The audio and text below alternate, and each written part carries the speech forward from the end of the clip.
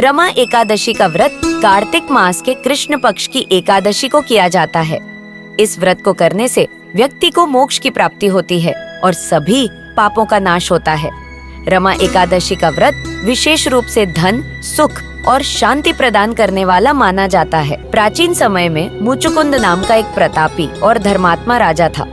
वह सत्यवादी, धर्मनिष्ठ और भगवान विष्णु का परम भक्त था। उसके राज्य में सभी लोग सुखी और समृद्ध थे। राजा की एक पुत्री थी जिसका नाम चंद्रभागा था। उसका विवाह राजा चंद्रसेन के पुत्र शोभन के साथ हुआ था।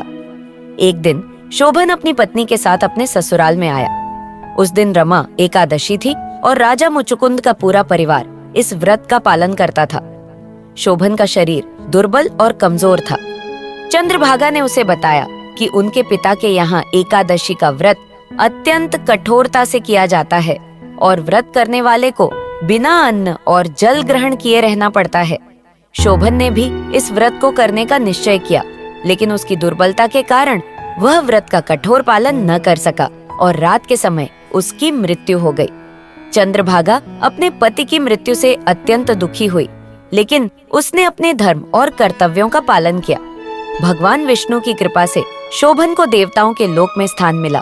वहाँ पर वह एक दिव्य रूप में रहने लगा। कुछ समय बाद एक आर्षि देवताओं के लोक में गए और उन्होंने शोभन को देखा।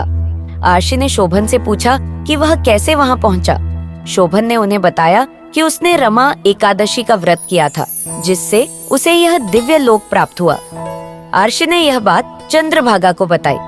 चंद्रभागा ने अपने पति को पुनः प्राप्त करने के लिए भगवान विष्णु की आराधना की और एक दिन भगवान विष्णु की कृपा से वह अपने पति के साथ दिव्य लोक में चली गई। इस कथा का महत्व, रमा एकादशी व्रत के महत्व को इस कथा के माध्यम से समझाया गया है कि इस व्रत को श्रद्धा और नियम पूर्वक करने से व्यक्ति को मोक्ष की प्राप्ति होती है और सभी प्रकार के पापों का नाश होता है।